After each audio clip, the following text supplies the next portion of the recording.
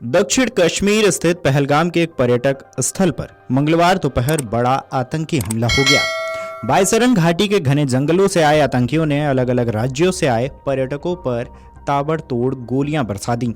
ये हमला कब, कहां, कैसे हुआ, इन सवालों के जवाब सभी ढूंढ रहे हैं। तो चलिए इस वीडियो में सब कुछ बताते हैं। श्रीनगर से 90 किलोमीटर की दूरी पर पहलगाम है। यहाँ से 6 किलोमीटर दूर बायसरन घाटी है, जहां पहुंचने में 30 मिनट का वक्त लगता है। इस जगह को मिनी स्विट्जरलैंड भी कहा जाता है।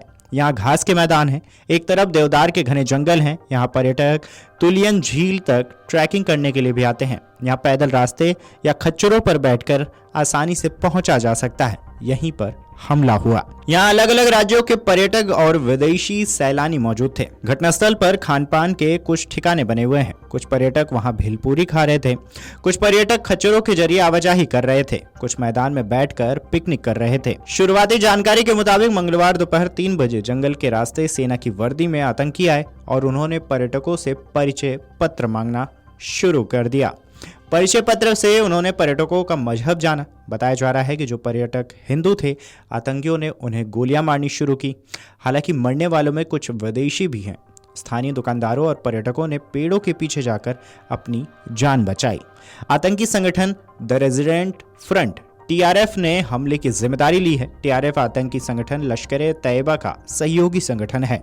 पाकिस्तान में बैठा शेख सज्जाद गुल टीआरएफ का प्रमुख है। टीआरएफ की कहानी 14 फरवरी साल 2019 को पुलवामा हमले के साथ ही शुरू होती है। कहा जाता है कि इस हमले से पहले इस आतंकी संगठन ने घाटी के अंदर अपने पैर पसारने शुरू कर दिए थे। जम्मू कश्मीर में हाल ही में 85,000 से अधिक डोमिसाइल जारी किए गए हैं। टीआरएफ यह कहकर लोगों को भड़का रहा है कि ये डोमिसाइल स्थानीय लोगों की नहीं बल्कि बाहरी लोगों को प्रदान किए गए हैं।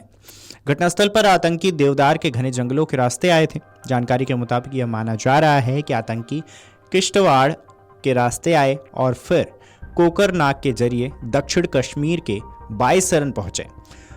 कुछ लोगों ने आतंकियों की संख्या 5 बताई है। जहां हमला हुआ है वहां पैदल रास्ते या खच्चरों के जरिए पहुंचा जा सकता है। जब तक सुरक्षा बल मौके पर पहुंचते, आतंकी कई पर्यटकों की हत्या कर पहाड़ियों की तरफ भाग निकले।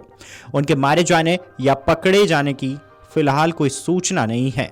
घटना की जानकारी मिलते ही सुरक्षा बल मौके पर रवाना हुए। वहीं घायलों को निकालने के लिए हेलीकॉप्टर भेजे गए। इस बीच स्थानीय लोगों ने खच्चरों के जरिए घायलों को निकालना शुरू किया। स्थानीय टूरिस्ट गाइड और खच्चर चलाने वाले स्थानीय लोगों की मदद से कुछ घायलों को कंधों पर उठाकर मुख्य मार्ग तक लेकर आए। ऐसे में हमला कितना बड़ा और यह इस समय महत्वपूर्ण क्यों है, चलिए उसको भी बताते हैं। तो 14 फरवरी 2019 को दक्षिण कश्मीर के पुलवामा में सीआरपीएफ के काफिले पर फिदायीन आतंकी हमला हुआ था। इसमें 40 जवान बलिदान हुए थे।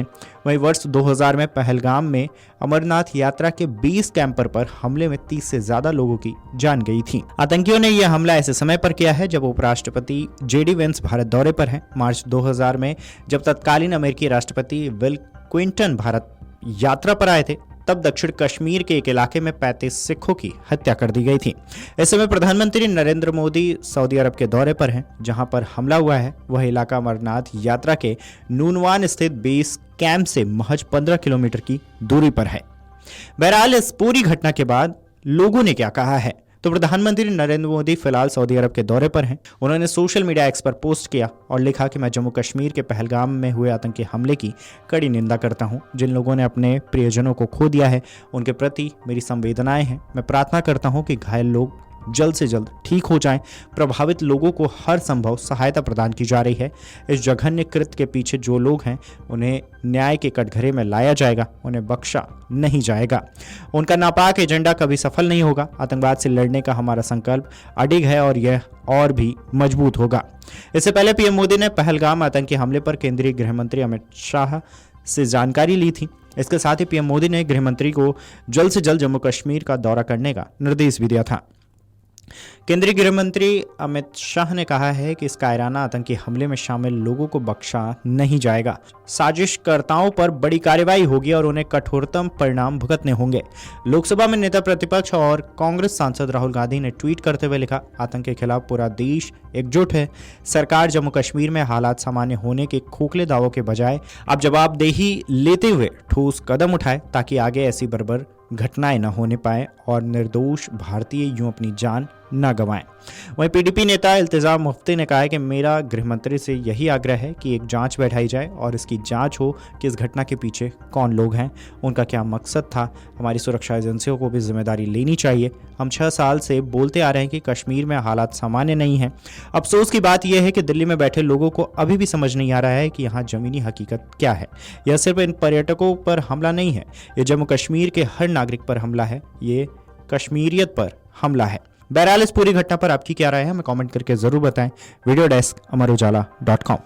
अगर आप ये वीडियो YouTube पर देख रहे हैं तो हमारे चैनल को सब्सक्राइब कर बेल आइकन दबाएं और Facebook पर देख रहे हैं तो हमारे पेज को लाइक करें। 8 मिलियन प्लस सब्सक्राइबर, आपके इस भरोसे के लिए बहुत धन्यवाद।